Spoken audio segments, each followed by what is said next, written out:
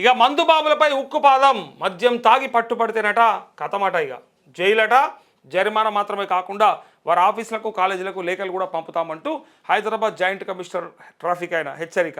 New year drunk and డ్రైవ్లో పట్టుబడ్డ 270 మందికి jail. Okay, మందుబాబులపై ఉక్కుపాదం. ఓకే, ఉక్కుపాదం కాకపోతే ఇంకేదైనా పాదం ఉంటే కూడా పెట్టుర్రి. కాకపోతే మరి అమ్ముతున్నటువంటి దొంగలను ఏమనాలి? అవకాశం ఉంది కాబట్టి, దొరుకుతుంది కాబట్టి తాగుతున్నారా? ఒకవేళ అసలు అక్కడ దొరకకపోతే, షాప్ ఓపెన్ లేకపోతే, బార్లు ఓపెన్ చేయకపోతే, పబ్బుల లిక్కర్ దొరకకపోతే, లేదా పర్మిట్ రూమ్లలో కూడా తాగే అవకాశం లేకపోతే ఆయన ఎందుకు డ్రైవ్ చేస్తాడు, ఎందుకు పోతాడు చెప్పండి. ఆయన ఎందుకు పోతాడు?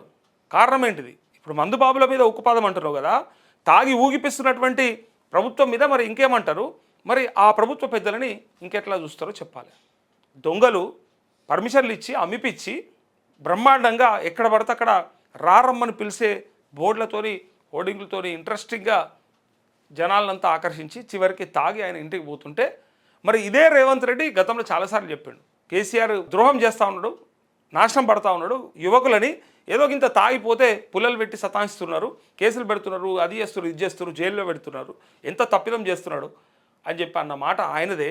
ఇలా ఆయన్నే ప్రభుత్వంలో ఉంటే ఇట్లా, ప్రతిపక్షంలో ఉంటే అట్లా, ప్రభుత్వంలో ఉంటే ఇట్లా, ఆఫీసులకు కాలేజీలకు కూడా లేఖలు పంపుతారట. జనాలు నాశనం చేయరు, మేము కూడా పంపిస్తాం, మేము కూడా చేస్తాం. మీరు ఇచ్చిన హామీలు నెరవేర్చకపోతే మేము కూడా లెటర్లు, అట్లే ఇన్ఫర్మేషన్లు మేము కూడా కేంద్ర ప్రభుత్వానికి ఇస్తాం. మీరు పెద్దన్న అంటారు, అదంటారు, ఇదంటారు కదా, అందరికీ పెద్ద కేంద్ర ప్రభుత్వమే కదా. మీరు కేంద్ర ప్రభుత్వాన్ని మేము కూడా అడుగుతాం, మా రాష్ట్ర ప్రభుత్వంలో మరి మాకు ఇచ్చినటువంటి హామీలు జరగట్లేదు, నెరవేరట్లేదు అని చెప్పి మేము కూడా కంప్లైంట్ చేస్తాం. పోయి ఐక్యరాజ్య సమితిలో కూడా కంప్లైంట్ చేస్తాం. మీరు అన్నారు కదా, తాగి దొరికితే వాళ్ళ కాలేజీలకో లేకపోతే వాళ్ళ ఆఫీసులకో చెప్తా అంటారు కదా, మీరు తాగిపించుకుంటే ప్రభుత్వాన్ని నడుపుకుంటూ నాశనం పడుతున్నారు కదా, మీరు ఇచ్చిన హామీలో లేకపోతే చేయాల్సినటువంటి పనులు చేయకపోతే మేము కూడా పోయి ఈ దేశంలో ఉన్నటువంటి అతిపెద్ద ప్రభుత్వమైన కేంద్ర ప్రభుత్వం చెప్తాం, లేదా అది దాటి ఐక్యరాజ్య సమితిలో కూడా పోయి కంప్లైంట్ చేస్తామని ప్రజలు అంటుంటారు కామెడీగా. సో అది నిజమా కాదా చూడాలి. మద్యం తాగి వాహనాలు నడిపే వారిపై హైదరాబాద్ సిటీ పోలీసులు ఉక్కుపాదం మోపుతున్నారు. జైలు శిక్షలు, జరిమానాలతోనే సరిపెట్టకుండా నిందితుల భవిష్యత్తుపై ప్రభావం పడేలా కఠినంగా వివరించనున్నారు.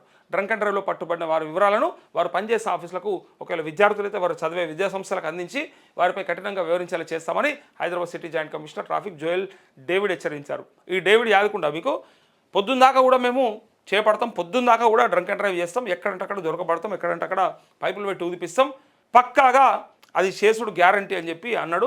మాకు ఆ టైం ఈ టైం ఏం లేదు, రోజు ఎక్కడంటే అక్కడ చెక్ చేస్తామని చెప్పిండు. ఈయన యాక్షన్ బాగుంది, స్పీడ్గానే ఉంది, మంచిగానే ఉంది. కానీ అసలు తాగిపిచ్చడే బంద్ చేస్తే అయిపోతుంది కదా. ఏడబడతాడా, ఎట్లా పడతా అట్లా మద్యం దొరకకుండా చేయాల్సిన బాధ్యత ఎవరి మీద ఉంది? ప్రభుత్వం మీద లేదా? మీకు పట్టి లేదా? మీరే కదా ఆపాల్సింది. అట్లా కాదు.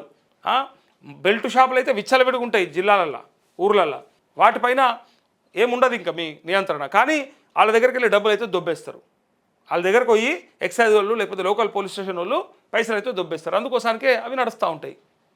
అయితే ఇక కొత్త ఏడాది వేడుకల్లో మద్యం మత్తులో వాహనాలు నడిపి దొరికిపోయిన మందుబాబులకు న్యాయస్థానం జైలు శిక్ష విధించింది. పోలీసులు ముందుగా హెచ్చరించినట్లుగానే డ్రంక్ అండ్ డ్రైవ్ కేసులో పట్టుబడ్డవారు గురువారం కటకటాల వెనక్కు వెళ్లారు. మద్యం మత్తులో వాహనాలు నడిపి ఇతరుల ప్రాణాలు తీసేవారిని రోడ్డు టెర్రరిస్టులతో పోల్చిన హైదరాబాద్ సిపి సజ్జనార్ మందుబాబులను కట్టడి చేసేందుకు న్యూ ఇయర్ వేళ తనిఖీలు ముమ్మరం చేశారు. గత ఏడాది డిసెంబర్ 24 నుంచి 31 వరకు హైదరాబాద్లో నిర్వహించిన తనిఖీల్లో సుమారు 1200 మందిపై పోలీసులు కేసు నమోదు చేయగా ప్రస్తుతం 270 మందికి శిక్ష ఖరారైంది. వీరికి 1 నుంచి 3 రోజుల పాటు జైలు శిక్షతో పాటు జరిమానా విధిస్తూ న్యాయస్థానం ఆదేశాలు జారీ చేసింది. ఈ సందర్భంగా ట్రాఫిక్ అధికారులు మాట్లాడుతూ ప్రజల భద్రతను దృష్టిలో ఉంచుకొని తనిఖీలు నిరంతరం కొనసాగిస్తామని స్పష్టం చేశారంటూ, ఓకే ఇట్లా తాగి పట్టుబడితేనేమో దొంగలు, మీరు అమ్మిన మందుకి, మీరు అవైలబుల్ పెట్టినటువంటి మందుకి, కానీ ఓటుకు నోటు ఇచ్చి అడ్డంగా దొరికితే వాళ్ళు జైల్లో ఉండరు, వాళ్ళని జైల్లో పెట్టరు, శిక్షలు పడాయి, వాటికి తప్పేమనరు, అవిట్లని ఆ దొంగలను ఏమనరు అని కింద కామెడీగా కామెంట్లు చేస్తూ ఉన్నారు.